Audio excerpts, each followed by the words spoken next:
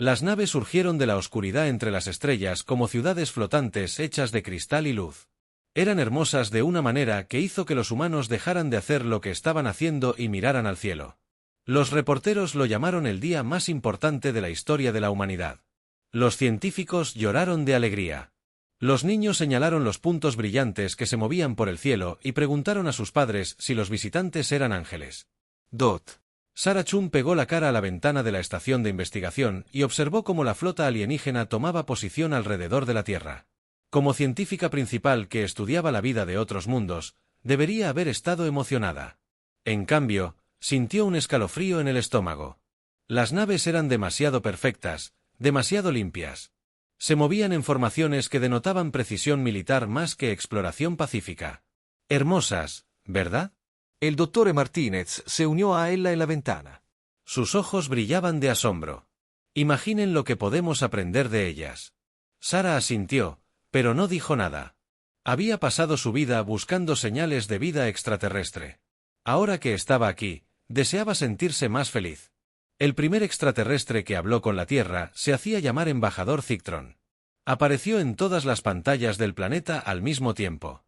La criatura era alta y delgada, con una piel que oscilaba entre el azul y el plateado como el aceite sobre el agua. Su voz era cálida y amigable, como la de un abuelo contando cuentos para dormir. «Gente de la Tierra», dijo, «los saludamos con alegría y asombro. Somos la hegemonía galáctica, guardianes de la paz en 10.000 mundos. Hemos visto a su especie crecer y aprender, y ahora están listos para unirse a nuestra gran familia entre las estrellas». La presidenta Williams se sentó en la sala de crisis con sus principales asesores. El general Hayes bebió sus dedos sobre la mesa. «Suena demasiado bueno para ser verdad», murmuró. «Quizás sea porque no estamos acostumbrados a las buenas noticias», respondió el presidente. Afuera de la Casa Blanca, multitudes se habían reunido para celebrar. La gente cantaba y bailaba en las calles. La bolsa se había desplomado mientras los inversores se apresuraban a comprender qué significaba el contacto extraterrestre para los negocios humanos. El embajador explicó que la Tierra recibiría regalos maravillosos. Energía limpia que acabaría con la contaminación para siempre. Medicina que podría curar cualquier enfermedad. Tecnología que haría que viajar por el espacio fuera tan fácil como viajar en autobús. Todo lo que pedían a cambio era simple. Los humanos permanecerían en su sistema solar y aceptarían la protección de la hegemonía. «La galaxia es peligrosa», explicó Zictron a una sala llena de líderes mundiales. Su nave flotaba sobre el edificio de las Naciones Unidas como una hermosa nube de tormenta. «Hay fuerzas hostiles que destruyen civilizaciones jóvenes. Hemos protegido a miles de especies manteniéndolas a salvo en sus mundos. Piensen en nosotros como hermanos mayores que cuidan de nuestra familia». El capitán Marcus Torres, sentado en su nave a 3 días de la Tierra, escuchaba las noticias con creciente inquietud. La Difai Ensusada fue la primera nave espacial real de la humanidad construida para establecer una colonia en Kepler 442b. Ahora sus órdenes habían cambiado. «Regresen a la Tierra inmediatamente». La misión fue cancelada. «Pero señor», le dijo al mando por radio, «estamos a solo 6 meses del mundo objetivo. Los colonos ya están en criosueño». «Órdenes son órdenes, capitán», respondió. «Los extraterrestres dicen que no es seguro ahí fuera. Llamamos a todas las naves humanas a la Tierra». Torres miró a su tripulación. Se habían entrenado durante años para construir la primera colonia de la humanidad más allá del sistema solar. La ingeniera Patricia Kim había diseñado sistemas para sobrevivir en un mundo alienígena. El doctor James Foster trajo semillas de la Tierra para plantarlas en suelo alienígena. La navegante Lisa Santis conocía cada estrella entre aquí y su destino. «¿Qué opinan?», les preguntó Torres. «Creo que algo huele mal», dijo Kim sin rodeos. «Si la galaxia es tan peligrosa, ¿cómo viajaron estos extraterrestres sanos y salvos para llegar hasta nosotros? ¿Y por qué son los únicos de los que tenemos noticias?». Mientras tanto, Sarah Chun descubría cosas inquietantes en los datos que los extraterrestres habían compartido. Afirmaban representar 10,000 mundos, pero los registros históricos solo mencionaban especies que vivían en un solo planeta. El gran imperio Cati ocupaba únicamente su mundo oceánico. Los constructores de cristales, llamados Sulfic, vivían únicamente en su planeta minero. La raza guerrera conocida como de Belari controlaba únicamente su hogar desértico. «Es extraño», le dijo a su equipo de investigación. Estas son civilizaciones espaciales. Algunas lograron el vuelo interestelar hace miles de años. ¿Por qué no se han expandido a otros mundos? Su asistente, la doctora Patel, abrió más archivos. Quizás decidieron no hacerlo. Quizás encontraron la paz quedándose en casa.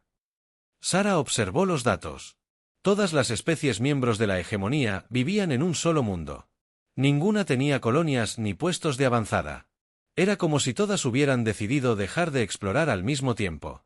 En las calles de Londres, Tokio y Nueva York, la gente celebraba la entrada de la humanidad en la civilización galáctica. Los extraterrestres habían proporcionado una pequeña demostración de su tecnología al limpiar la contaminación del lago Erie. En un solo día. Y el agua pasó de marrón a azul cristalino. Peces que llevaban décadas extintos aparecieron de repente nadando. El lago limpio.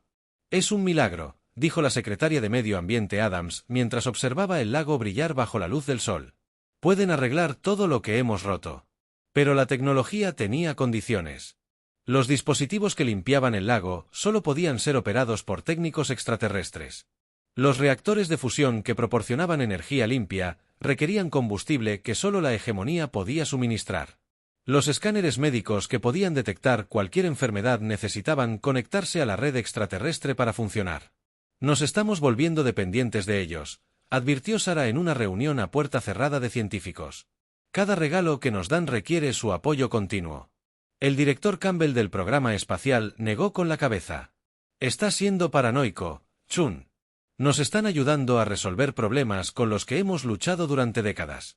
El cambio climático, las enfermedades, la escasez de energía, pueden arreglarlo todo. ¿Pero a qué precio?, preguntó Sara. Estamos renunciando a nuestra independencia a cambio de sus dones. 3 meses después del primer contacto, el gobierno de la Tierra firmó el Pacto de Protección. En una ceremonia transmitida a todo el mundo, el presidente Williams y otros líderes mundiales pusieron sus nombres en un documento que oficialmente convertía a la Tierra en miembro protegido de la hegemonía galáctica. Las naves alienígenas se acercaron a las estaciones orbitales terrestres. Los técnicos de la hegemonía comenzaron a instalar sus equipos en satélites humanos y plataformas espaciales. Dijeron que era para proteger mejor a la Tierra de las amenazas cósmicas. El capitán Torres observó desde su nave cómo naves alienígenas rodeaban el muelle espacial donde nació el Defiance. Su tripulación había recibido la orden de apagar su motor más rápido que la luz y rendirse. Sus computadoras de navegación para mejoras de seguridad. Nos están poniendo correas, susurró el navegante Santis. Mirando su código, estas mejoras les permitirán rastrear cada uno de nuestros movimientos. Más que eso, el ingeniero Kim se dirigió en silencio. Pueden desactivarnos remotamente si quieren. Sara Chun se paró en la plataforma de observación de la estación de investigación y observó cómo las naves alienígenas se posicionaban alrededor del anillo OB de la Tierra. Las formaciones eran perfectas, disciplinadas y completas. Cada salida del espacio terrestre estaba ahora cubierta por muchísimas naves. La DRA. Si pensó en los registros históricos que había estudiado. 10,000 mundos, todos con civilizaciones espaciales, todos viviendo en planetas individuales bajo protección hegemónica, ninguno expandiéndose, ninguno explorando, ninguno libre de abandonar sus sistemas de origen. Un escalofrío recorrió su espalda al comprender la verdad. Esto no era protección. Esto era una jaula. Una jaula hermosa y cómoda, pero una jaula al fin y al cabo. En la Tierra, abajo, la humanidad celebraba su nuevo lugar. En la civilización galáctica, sobre ellos, unas barras invisibles se cerraban. Los Agemani habían llegado no como amigos, sino como carceleros, y la humanidad acababa de firmar los papeles de su propio encarcelamiento. 6 meses después de la firma, las promesas doradas se habían convertido en puntos de óxido. Jon, sentada en su laboratorio, observaba el escáner médico que había llegado esa mañana. Era hermoso, hecho de un material que parecía oscilar entre metal y cristal. Según los Agemani, podía detectar cualquier enfermedad conocida en la galaxia. Pero cuando intentó examinar cómo funcionaba, los paneles se sellaron solos. Aparecieron mensajes de error en texto alienígena que, traducidos aproximadamente, significaban acceso no autorizado prohibido. Es como si nos hubieran dado un coche, pero le hubieran soldado el capó, se quejó el Dr. Patel, luchando con su propia tecnología de hegemonía. Podemos usarlo, pero no podemos aprender de él. Todos los regalos de los extraterrestres traían las mismas restricciones. Los reactores de fusión que alimentaban la mitad de las ciudades de la Tierra solo podían ser mantenidos por técnicos de la hegemonía. Los procesadores atmosféricos que restauraban lentamente la dañada capa de ozono terrestre requerían entregas semanales de componentes fabricados por extraterrestres. Los paneles de comunicación que conectaban la Tierra con la red galáctica enrutaban cada mensaje a través de los centros de control de la hegemonía. Sara había solicitado permiso para estudiar la tecnología. La respuesta de su nuevo mentor Belari fue cortés pero firme. Las especies jóvenes a menudo se lastiman al intentar comprender la tecnología avanzada. Confía en la sabiduría de la hegemonía. Usa lo que te ofrecemos. No busques mejorar la perfección. La DRA. Yuki Tanaka había trabajado para la hegemonía durante 3 años antes de escapar a la estación Titán. Estaba delgada y nerviosa, mirando constantemente por encima del hombro, como si esperara que las fuerzas de seguridad extraterrestres aparecieran en cualquier momento. Cuando el capitán Torres la recibió en la tenue bahía de almacenamiento de la estación, le temblaron las manos al entregarle un bloc de datos. «Todo lo que te dijeron es mentira», susurró. «Formé parte del Departamento de Integración Histórica. Sé lo que realmente le sucedió a las especies miembros». Torres tomó el bloc de datos y revisó archivos escritos en una docena de idiomas alienígenas diferentes. Lentamente, surgió una imagen horrible. Los Kefi habían sido exploradores que viajaban entre mundos a lo largo de 3 sistemas estelares. Ahora vivían solo en su planeta natal, con su flota espacial desmantelada para proteger el medio ambiente. Los úlficos habían construido ciudades de cristal en 17 mundos diferentes.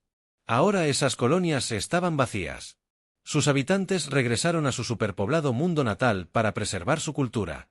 Los Belari eran guerreros. Tanaka continuó, tenían un imperio que abarcaba 50 sistemas. Lucharon en guerras, construyeron colonias, exploraron lo desconocido. Ahora sirven como la fuerza policial de la hegemonía, y la mayoría ni siquiera recuerda que alguna vez fueron libres. ¿Cómo es posible?, preguntó el ingeniero Kim, quien había acompañado a Torres a la reunión. Condicionamiento gradual, explicó Tanaka.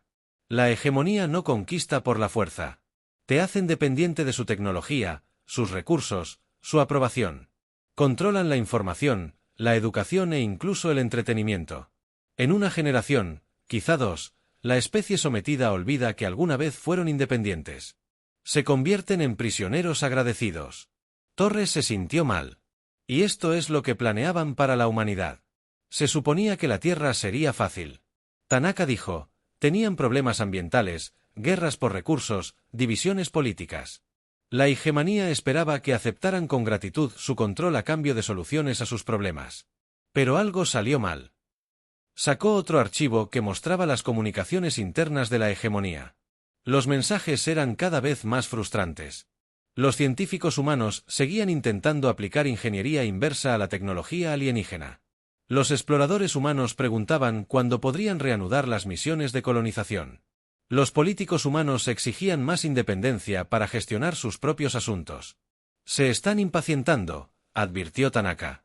He visto estos patrones antes en otras especies. Si la obediencia voluntaria falla, pasan a la siguiente fase. El capitán Torres regresó a su nave con el corazón apesadumbrado. El Defiance estaba en el muelle orbital de la Tierra, sometiéndose oficialmente a mejoras de seguridad que se habían prolongado durante meses. Su tripulación estaba inquieta. Se habían alistado para explorar la galaxia, no para quedarse en el puerto mientras los extraterrestres instalaban equipos de monitoreo en su nave. ¿Alguna novedad sobre cuándo podremos reanudar la misión colonial?, preguntó el navegante Santos Torres, quien negó con la cabeza. La misión ha sido cancelada permanentemente. Toda expansión humana más allá del sistema solar está suspendida indefinidamente. La tripulación guardó silencio. Eran exploradores, pioneros, sonadores. Que les dijeran que nunca podrían salir de casa era como que les dijeran que nunca podrían respirar. Mientras tanto, en la Tierra, las restricciones se hacían más evidentes. Los programas de desarrollo espacial humano se cerraban uno a uno. Sus recursos se redirigían a preocupaciones más urgentes, como la integración de tecnología de hegemonía. Se había ordenado a las colonias de Marte que abandonaran sus planes de expansión y se centraran en el desarrollo sostenible de sus asentamientos existentes. DOSA descubrió que su investigación sobre biología alienígena estaba siendo monitoreada cuidadosamente. Los archivos desaparecieron de sus computadoras durante la noche. Las muestras que había estado estudiando fueron confiscadas por razones de seguridad. Cuando intentó contactar con colegas en otros mundos, sus mensajes se retrasaron o se bloquearon por completo. Nos están aislando, le dijo al doctor Martínez durante un paseo fuera del centro de investigación. Hablaban en susurros, conscientes de que había muchos dispositivos de escucha por todas partes. Nos están aislando del resto de la galaxia. Tal vez sea por nuestra propia protección, respondió Martínez. Pero su voz carecía de convicción. Sara dejó de caminar y se giró para mirarlo. ¿Cuándo fue la última vez que supieron del Dr. Zalik en el mundo natal de los úlficos? ¿O recibieron un trabajo de investigación de las ciudades oceánicas de Ktmore? Martínez frunció el ceño. Los retrasos en la comunicación. No hay retrasos, dijo Sara con firmeza. Revíselos. Registros de transmisión. Nuestros mensajes están siendo bloqueados. No tenemos noticias de otras especies porque no se les permite hablar con nosotros. Al igual que a nosotros no se nos permite hablar con ellas. La verdad se estaba extendiendo entre la población de la Tierra. Pero poco a poco, el control de los medios de comunicación significó que las voces disidentes fueron silenciadas silenciosamente. Los científicos que hicieron demasiadas preguntas vieron recortada su financiación. Los políticos que desafiaron el acuerdo perdieron el apoyo de sus colegas que habían sido convencidos de entrar en razón. Los oficiales militares que sugirieron que la humanidad debía mantener defensas independientes, que fueron reasignadas a trabajos de oficina. Pero la hegemonía había subestimado la terquedad humana. En reuniones secretas, pequeños grupos de científicos, militares y políticos comenzaron a compartir información. Se autodenominaban Frente de Liberación de Terara, aunque se cuidaban de no usar ese nombre en ninguna comunicación que los extraterrestres pudieran interceptar. El capitán Torres recibió un mensaje cifrado de Sara Chun. Paquete listo para recoger. Estación Titán. Ven solo. Cuando Torres llegó a Titán, encontró a Sara esperando con el Dr. Tanaka y un grupo de otros humanos que habían empezado a ver a través de la máscara benévola de la hegemonía. Sara le entregó un chip de datos que contenía todo lo que habían aprendido. Nos preocupamos por las verdaderas intenciones de los extraterrestres. Tenemos que advertir a las colonias, dijo. Las que están más allá del sistema solar, que el gobierno dice que fueron abandonadas voluntariamente. No creo que hayan sido abandonadas en absoluto. Torres sintió que se le helaba la sangre. ¿Crees que todavía están ahí fuera? Creo que la hegemonía los mantiene en secreto, respondió Sara. Y creo que están en peligro. Como convocado por su conversación, el sistema de comunicación de Torres emitió una señal de emergencia. Era de Nueva Habana, la colonia en Kepler 442b que supuestamente había sido evacuada hacía meses. El mensaje era breve y desesperado. Aquí el control de Nueva Habana. Estamos siendo atacados por naves desconocidas. Repito, estamos siendo atacados. Exigen nuestra rendición. Por favor, si alguien puede oír esto, necesitamos ayuda. Torres miró a su tripulación, luego a Sara y a los demás miembros de la Resistencia. Había llegado el momento decisivo. Podrían regresar a la Tierra, informar del mensaje a las autoridades, quienes probablemente lo suprimirían, y observar cómo otra colonia humana desaparecía en el secreto de la hegemonía. O podrían hacer lo que los humanos siempre hacían cuando su familia se veía amenazada.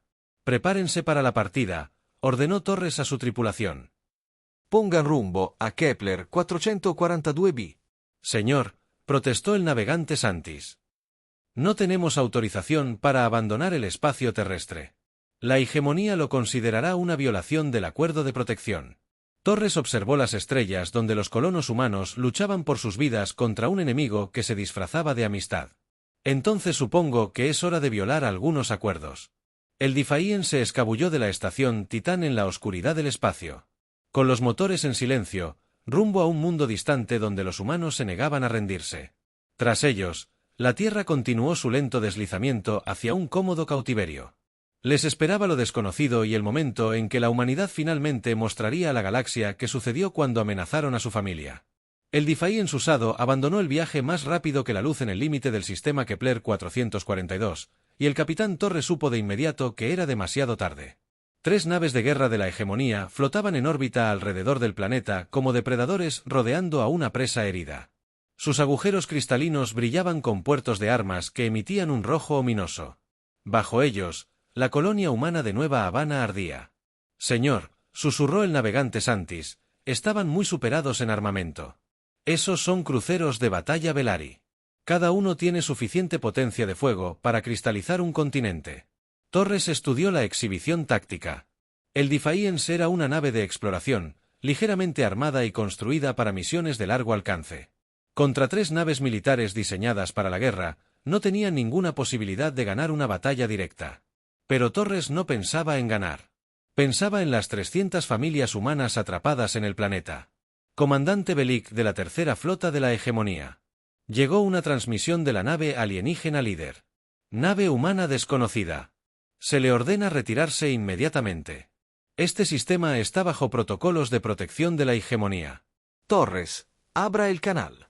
Soy el capitán Marcus Torres, de la Defiance de la UE.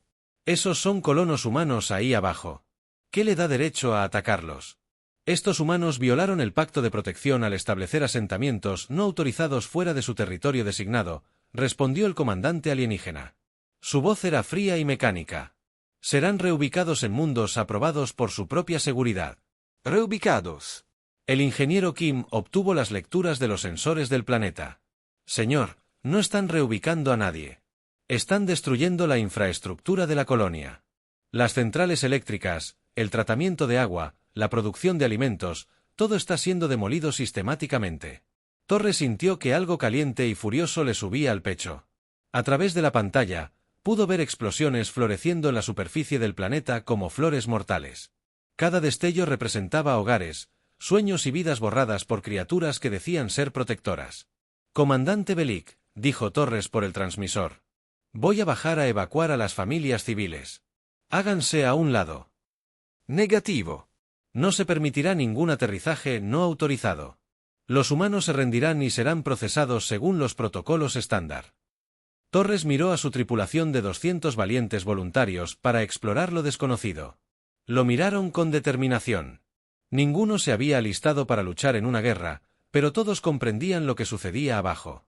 Niños morían mientras sus supuestos protectores observaban desde la órbita. Comandante, dijo Torres lentamente. Quiero que escuche con mucha atención lo que voy a decirle. Hizo una pausa, pensando la Tierra bajo ocupación alienígena, en colonias humanas destruidas por toda la galaxia, en una especie entera enjaulada como animales en un zoológico. La ira en su pecho creció hasta que se sintió como un reactor de fusión a punto de explotar. Negativo, dijo Torres finalmente. No nos rendimos. No nos reubicamos. No retrocedemos. ¿Quieres este mundo? Ven y tómalo. El silencio que siguió duró exactamente 3 segundos. Entonces, el espacio estalló en violencia. Las naves de la hegemonía abrieron fuego con armas capaces de destrozar asteroides. Rayos de plasma sobrecalentado se dirigieron hacia el desafío a la velocidad de la luz. Torres puso su nave en una trayectoria evasiva desesperada, zambulléndose tras la luna más grande de Kepler 442, mientras las explosiones de energía convertían las rocas espaciales cercanas en polvo brillante. Respondieron al fuego. Torres gritó por encima de las sirenas de alarma que las armas del desafío eran primitivas comparadas con la tecnología de la hegemonía. Cañones cinéticos que disparaban balas metálicas a alta velocidad. Misiles de fusión con ojivas nucleares. Simples, rudimentarios y efectivos, pero contra enemigos con escudos de energía y salas autorreparadoras, parecían patéticamente inadecuados. Entonces, la ingeniera Kim hizo algo que los alienígenas nunca esperaron. En lugar de apuntar directamente a las naves enemigas, disparó al campo de asteroides que se interponía entre ellas y la flota de la hegemonía. Toneladas de roca espacial, aceleradas a velocidades increíbles por los cañones cinéticos, crearon una nube de escombros mortales que los escudos alienígenas no pudieron desviar. Imposible, dijo la voz de un camello por el canal de comunicación. Las armas de proyectiles no pueden penetrar las defensas de la hegemonía. Tienes razón, respondió Torres, observando cómo una de las naves enemigas luchaba por limpiar sus sensores de fragmentos metálicos, pero no apuntaban a tus defensas. Los colonos humanos del planeta habían oído la batalla que se libraba en órbita. La alcaldesa Patricia Reeves reunió a su gente en los refugios subterráneos construidos para protegerse de los impactos de meteoritos. Ahora sirven como búnkeres contra los bombardeos alienígenas. Tiene que ser Torres, dijo el Dr. Foster, quien ayudó a diseñar la colonia. Nadie más estaría tan loco como para enfrentarse a 3 naves de guerra de la hegemonía. ¿Podrá ganar?, preguntó una madre aferrándose. Su joven hija, la doctora Foster, observaba las lecturas tácticas que mostraban la batalla espacial. Una nave humana contra 3 cruceros alienígenas. Las probabilidades eran imposibles. Torres no necesita ganar, dijo en voz baja. Solo necesita darnos tiempo para preparar una sorpresa. Los colonos habían estado extrayendo metales raros de Kepler 442b cuando la hegemonía atacó. El planeta era rico en uranio y otros elementos pesados que la Tierra necesitaba para su tecnología. Más importante aún, la operación minera había acumulado miles de toneladas de explosivos industriales. Si logramos poner esas cargas en órbita, explicó la doctora Foster a los colonos, podemos convertirlas en misiles improvisados. Sobre ellos, el Defiant sufría daños terribles. Las brechas de Hall expulsaron la atmósfera al espacio. La mitad de la tripulación estaba muerta o herida.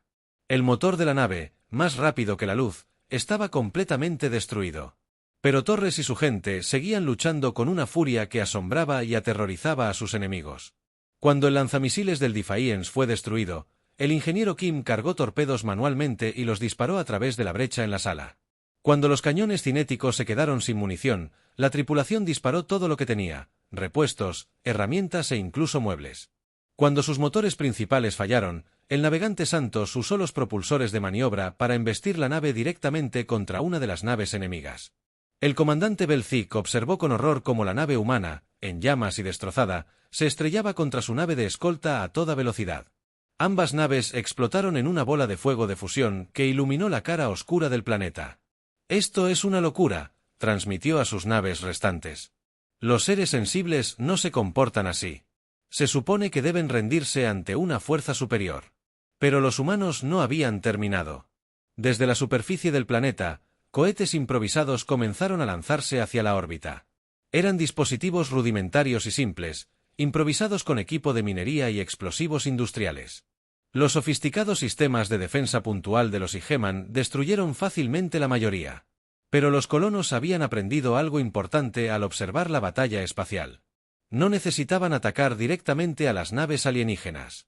Solo necesitaban llenar el espacio a su alrededor con suficientes escombros y explosiones para cegar sus sensores y desactivar sus armas. Las naves de la hegemonía restantes se encontraron volando a través de una tormenta de fragmentos de metal, polvo radiactivo y explosiones químicas. Sus escudos podían desviar rayos de energía y detener proyectiles, pero no podían mantener la formación mientras navegaban a través de una nube de desechos industriales y cargas mineras. «Todas las naves, retírense», ordenó el comandante Belzic. «Solicitaremos refuerzos y regresaremos para completar el protocolo de pacificación». Pero mientras sus naves se retiraban a una distancia segura, ocurrió algo sin precedentes. El capitán Torres, sangrando y quemado en las ruinas de su puente, abrió un canal de comunicación que llegó a todos los asentamientos humanos de la galaxia. «Soy Marcus Torres, del Defiant de la UE», dijo con voz firme a pesar de sus heridas. «Quiero que todos los humanos de esta galaxia vean lo que acaba de pasar. 3 naves de guerra de la hegemonía atacaron una colonia pacífica. Exigieron la rendición. Nos negamos». Las imágenes de la batalla grabadas por los satélites de comunicación de la colonia lo mostraron todo. El ataque no provocado a Nueva La Habana. La lucha imposible entre una nave humana y 3 cruceros alienígenas. El momento en que mineros y agricultores comunes se enfrentaron al ejército más avanzado de la galaxia y lo obligaron a retirarse. Nos dijeron que eran nuestros protectores. Torres continuó. Mintieron. Nos dijeron que la galaxia era peligrosa. Tenían razón, pero el peligro viene de ellos. No quieren protegernos. Quieren enjaularnos. Y hoy les mostramos lo que sucede cuando intentas enjaular a un ser humano. La transmisión llegó a la Tierra justo cuando el embajador Zetron se reunía con líderes mundiales para discutir medidas de seguridad reforzadas en respuesta a la inestabilidad humana. Cuando la presidenta Williams vio las imágenes del Defiant embistiendo a la nave enemiga, se levantó de la mesa de negociaciones. «Salga», le dijo al embajador alienígena. «Señora presidenta», dijo Zetn con suavidad. «Es evidente que ha habido un malentendido. Los humanos en Kepler 442 estaban violando la ley galáctica. Simplemente estábamos haciendo cumplir la ley». «Dije que se largaran», repitió Williams. Todos fuera de mi planeta ahora. La máscara amistosa de Zakran finalmente se desvaneció. Sus rasgos se distorsionaron en algo frío y depredador. Creo que no comprende su postura, señora presidenta. La Tierra está bajo la protección de una hegemonía. Su gente firmó el pacto. No pueden simplemente retirarse de la civilización galáctica. Williams miró a la criatura alienígena que había pasado meses fingiendo ser amiga de la humanidad. En todo el mundo, los humanos observaban las imágenes de la batalla y comenzaban a comprender la verdad. Los regalos habían sido cadenas. La protección había sido prisión. La amistad había sido una mentira. Mírennos, dijo ella. La guerra había comenzado. La galaxia nunca había visto nada parecido a lo que la humanidad desató en respuesta al ataque a Nueva Habana. En la Tierra, la hegemonía actuó rápidamente para restablecer el orden. El embajador Zeketraun, con su máscara amistosa ahora descartada para siempre, declaró la ley marcial. Las plataformas orbitales alrededor de la Tierra fueron tomadas por fuerzas de la hegemonía. Los líderes humanos que se negaron a cooperar fueron arrestados y reemplazados por administradores cooperativos. Se informó a la población que no se tolerarían incidentes violentos como el de Kepler 442. Pero la hegemonía cometió un grave error. Les habían mostrado a los humanos exactamente lo que le sucedía a las especies que confiaban en ellos. Sarah Chun, de pie en un búnker oculto bajo las ruinas del Centro de Investigación de Ginebra, observó cómo se formaban células de resistencia por todo el planeta. Las imágenes de Nueva Habana se habían extendido como la pólvora por las redes subterráneas. Todos los humanos de la Tierra habían visto al capitán Torres embestir su nave en llamas contra una nave enemiga en lugar de rendirse. Habían visto a colonos comunes disparar cargas mineras contra buques de guerra con armas que escapaban a su comprensión. El impacto psicológico se está extendiendo más allá de la Tierra, informó la doctora Tanaka, recibiendo comunicaciones extraterrestres desde su transmisor oculto. Otras especies están solicitando información sobre un incidente humano.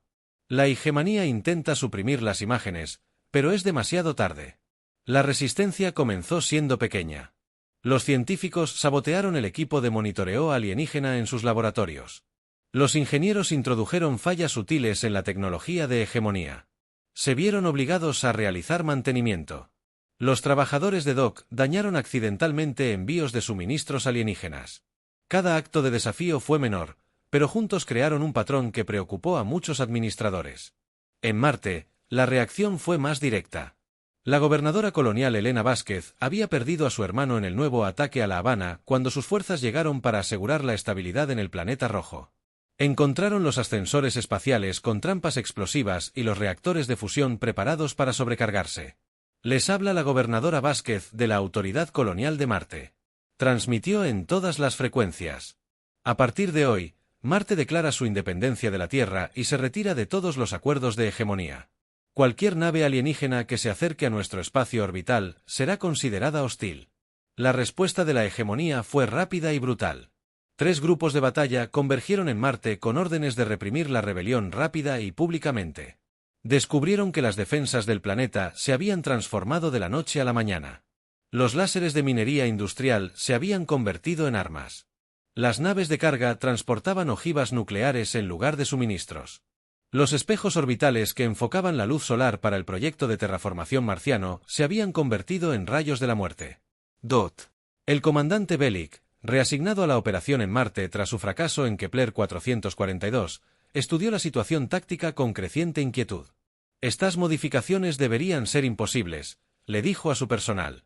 Los equipos industriales no pueden convertirse en armas con tanta eficacia. Pero los humanos habían pasado siglos convirtiendo herramientas pacíficas en instrumentos de guerra. La misma creatividad que les permitió sobrevivir a las edades de hielo y construir civilizaciones también les permitió convertir una nave minera en un misil guiado. La batalla de Marte duró 3 días. Naves de la hegemonía con escudos avanzados y armas de energía se enfrentaron a naves humanas que parecían ignorar todas las reglas de la guerra civilizada. Cuando una nave humana. Si una nave sufría daños irreparables, su tripulación la apuntaba al enemigo más cercano y activaba el reactor de fusión. Cuando las armas tradicionales fallaban, los humanos llenaban sus bodegas de carga con residuos radiactivos y embestían las naves enemigas a máxima velocidad. Luchan como animales, informó Bellick a sus superiores. No les importa su propia supervivencia. Cada nave que pierden, la usan como arma. Lo que más aterrorizaba a la hegemonía era que los humanos parecían estar divirtiéndose. Las transmisiones de audio de las naves humanas captaban a las tripulaciones cantando canciones de guerra mientras se lanzaban a batallas desesperadas. Los pilotos reían mientras ejecutaban embestidas que los matarían. Los soldados gritaban de alegría al provocar explosiones masivas que los consumían a ellos y a sus enemigos. La galaxia observaba conmocionada como los humanos. Es algo que ninguna especie civilizada había hecho en 10.000 años. Estaban ganando no gracias a una tecnología superior ni a una estrategia brillante, sino a una terquedad inquebrantable. Cada derrota se convirtió en una victoria cuando las tripulaciones humanas convirtieron sus naves moribundas en huesos. Cada pérdida se convirtió en inspiración para una mayor resistencia. Cada muerte se convirtió en combustible para el fuego que se extendía por el espacio humano. Un punto en el cinturón de asteroides. Los mineros convirtieron sus naves industriales en una flota de naves de guerra improvisadas. La Federación del Cinturón, que siempre había tenido una mentalidad independiente, declaró su propia guerra contra la hegemonía.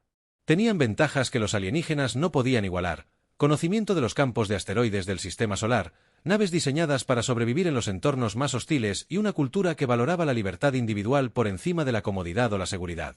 La capitana Alina Vázquez, ascendida a almirante tras la victoria en Marte, lideró la creciente flota humana desde el puente del carguero reconvertido, la Venganza de la Tierra. Sus naves eran feas, improvisadas con piezas de repuesto y equipo minero. Pero eran rápidas, impredecibles y tripuladas por humanos que no tenían nada que perder. La clave, explicó a sus capitanes, es que esperan que luchemos como ellos. Formaciones ordenadas, tácticas cuidadosas, preservación de recursos valiosos. En cambio, luchamos como humanos. Caos, improvisación y desesperación controlada. El orden cuidadosamente mantenido por la hegemonía comenzó a resquebrajarse bajo la presión de la revuelta de la humanidad. En mundos de toda la galaxia, las especies sujetas observaron las imágenes de la batalla y comenzaron a recordar lo que habían perdido. Los Ketori acuáticos organizaron levantamientos en sus mundos oceánicos, inundando las instalaciones de la hegemonía con tsunamis provocados por explosiones submarinas. Los cristales y los sulfúricos comenzaron a sabotear la tecnología que se habían visto obligados a mantener durante siglos. Sus ciudades de cristal resonaban con sonidos de rebelión. El Dr. Chun, ahora líder no oficial de la resistencia de la Tierra, recibió una transmisión secreta de un comandante Velari llamado Zachron. La orgullosa especie guerrera había estado esclavizada durante tanto tiempo que había olvidado su propia historia. Pero ver a los humanos luchar había despertado algo profundo en su memoria racial. Ahora recordamos. El mensaje de Zachron decía que una vez fuimos guerreros. Tuvimos honor. Lucharemos con ustedes. Pero fue la respuesta de la hegemonía a una atrocidad humana lo que finalmente puso a la galaxia en su contra. Cuando la nave colonial Nueva Esperanza, que transportaba a 5.000 refugiados civiles de la Tierra, fue destruida por las fuerzas de la hegemonía, los humanos de todo el sistema solar enloquecieron de ira. El almirante Vázquez lideró una flota de naves voluntarias en lo que el Comando Terrestre clasificó oficialmente como una misión no autorizada. Extraoficialmente, se le llamó la Carrera de la Pena, un ataque suicida contra el mundo fortaleza de la hegemonía, Alfara Prime. Todas las naves de la flota estaban cargadas con ojivas nucleares, fusión, bombas y suficiente material radiactivo para envenenar un planeta. Los voluntarios sabían que era un viaje sin retorno. No les importaba. Habían visto morir a sus familias, arder sus mundos, a su especie enfrentarse a la extinción. Si se hundían, se llevarían al enemigo con ellos. Aquí la almirante Vázquez a todas las fuerzas de la hegemonía transmitió mientras su flota se acercaba al mundo fuertemente defendido. ¿Quieren ver lo que hacen los humanos cuando asesinan a nuestros hijos?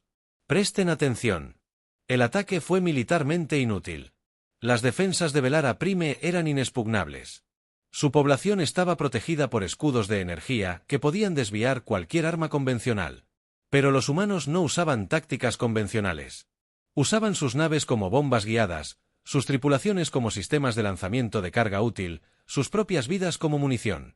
Cuando la primera nave humana atravesó los escudos del planeta y detonó su cargamento de ojivas nucleares en la atmósfera superior, la explosión fue visible desde 3 sistemas estelares de distancia.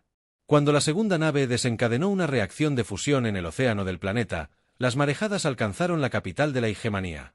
Cuando la tercera nave se estrelló contra el centro de mando orbital con una bodega llena de antimateria, la explosión resultante creó un segundo sol que ardió durante 3 días. Alfar Prime sobrevivió, pero por poco. Más importante aún, todas las especies en él. La galaxia había visto la filmación. Los humanos habían penetrado en el mundo más defendido del espacio y Gemini usando solo coraje, creatividad y una negativa absoluta a aceptar la derrota. El Comando Central y Gemini autorizó el despliegue de armas destructoras de planetas por primera vez en sus 10.000 años de historia. Si la humanidad no se sometía, se convertiría en un ejemplo que mantendría a raya a otras especies durante el próximo milenio. Pero mientras la enorme flota se reunía para el asalto final a la Tierra, el almirante Vázquez transmitió un último mensaje a la galaxia. Somos humanos. No nos rendimos. No retrocedemos. No nos rendimos. Pueden matarnos, pero no pueden derrotarnos. Porque por cada humano que destruyan, 10 más se alzarán para ocupar su lugar, y estarán furiosos. La batalla final se avecinaba y la Gemini estaba a punto de descubrir lo que sucedió cuando realmente amenazaron la existencia de la humanidad. La flota final de la Gemini llegó a la Tierra como el puño de un dios furioso. 500 naves de línea, cada una capaz de romper la corteza de un planeta. Dreadnoughts que eclipsaban a las ciudades humanas. Armas destructoras de planetas capaces de hervir océanos y convertir continentes en vidrio. La mayor fuerza militar que la galaxia había visto en 10.000 años, reunida con un solo propósito, borrar a la humanidad de la existencia. La almirante Elena Vázquez, de pie en el puente de su nave insignia, los observaba. La flota humana que se alzó para recibirlos era una broma en comparación.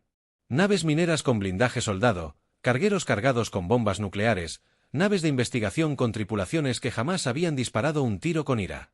Contra la armada más grande de la historia galáctica, la Tierra apenas podía reunir 200 naves. Señor, informó su oficial de comunicaciones, estamos recibiendo demandas de rendición de la flota enemiga. Vázquez casi rió. Después de todo lo que la humanidad había pasado, después de todas las mentiras, traiciones y colonias asesinadas, la hegemonía aún creía que los humanos podrían rendirse. Díganles, dijo con calma, que la respuesta de la humanidad sigue siendo la misma que en Kepler 442. Sin rendición, sin retirada, sin cuartel. En la base oculta del cinturón Kuiper, la doctora Sarah Chun trabajaba frenéticamente en la táctica final de la humanidad.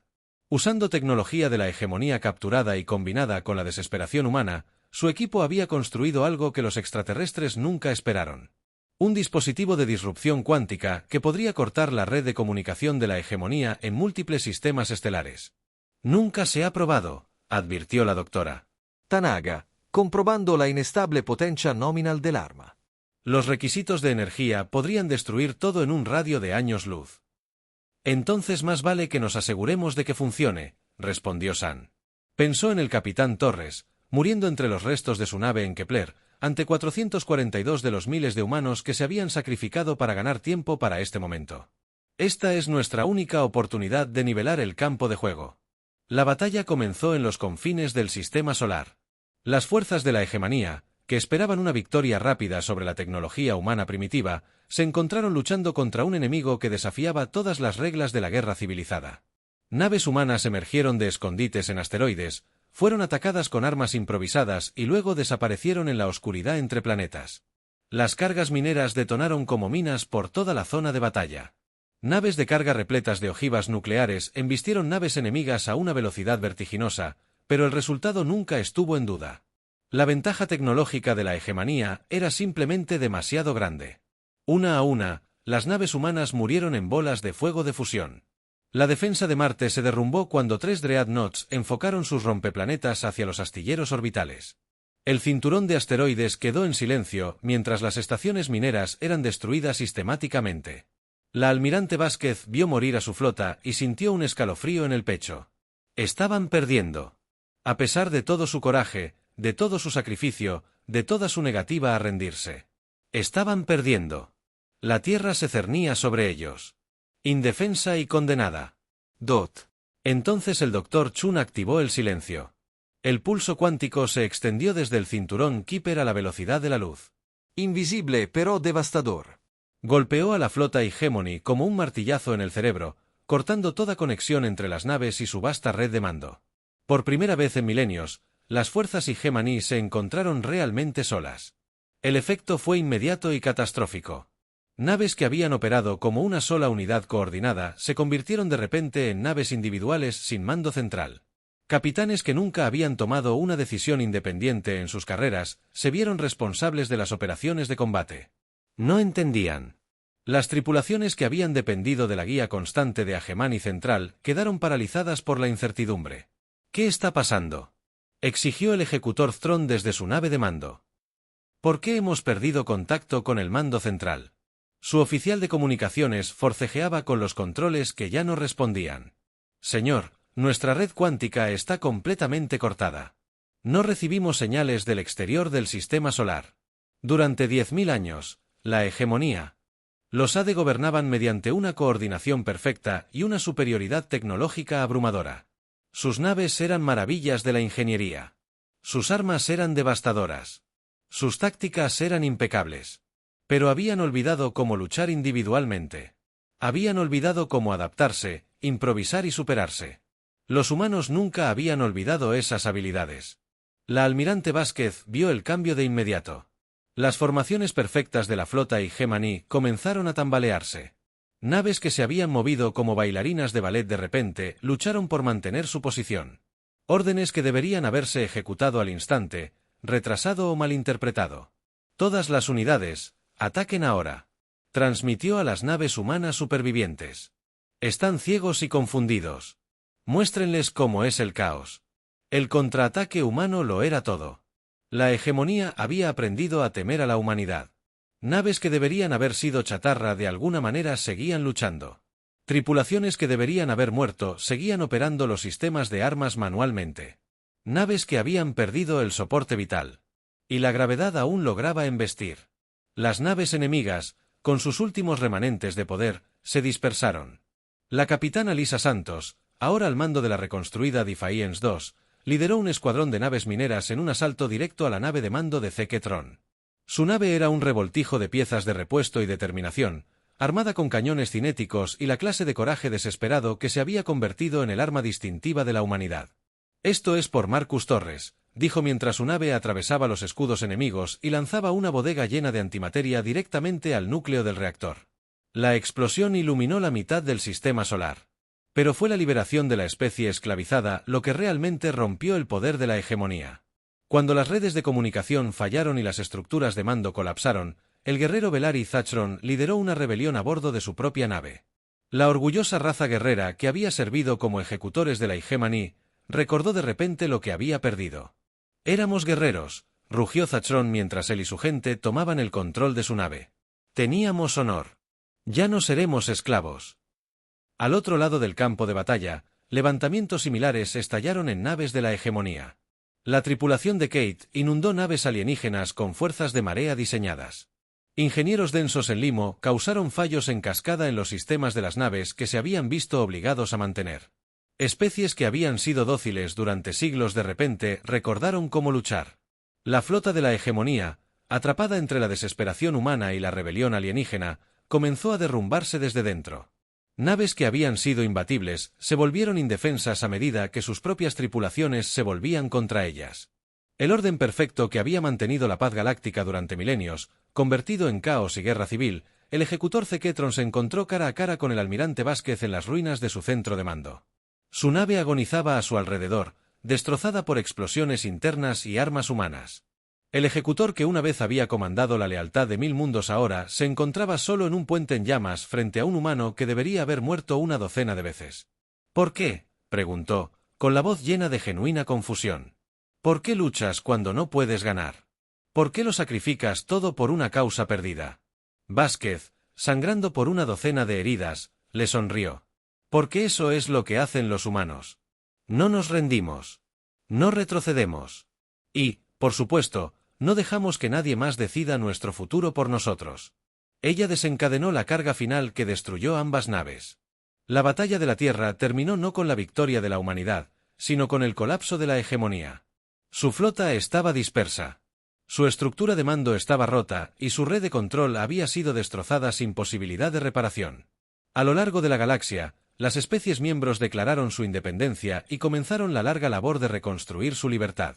La DRA. Chon, observando desde su base oculta cómo las naves alienígenas huían del sistema solar, supo que la humanidad había ganado algo más valioso que una victoria militar. Le habían devuelto a la galaxia su coraje. La Tierra estaba marcada. La mitad de su infraestructura orbital estaba destruida.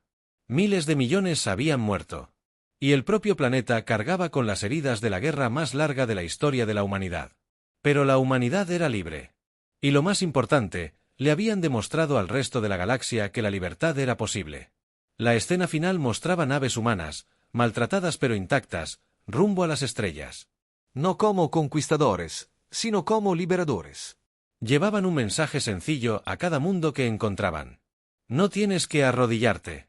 No tienes que rendirte. Levántate. Defiéndete. La galaxia es tuya para reclamarla. Tras ellos, la Tierra comenzó el lento proceso de sanación. Delante se extendía una galaxia llena de especies que aprendían a ser libres de nuevo. Y entre ellos, naves humanas navegaban en la oscuridad, llevando la idea más peligrosa del universo. Que nadie tiene derecho a gobernar a nadie sin su consentimiento.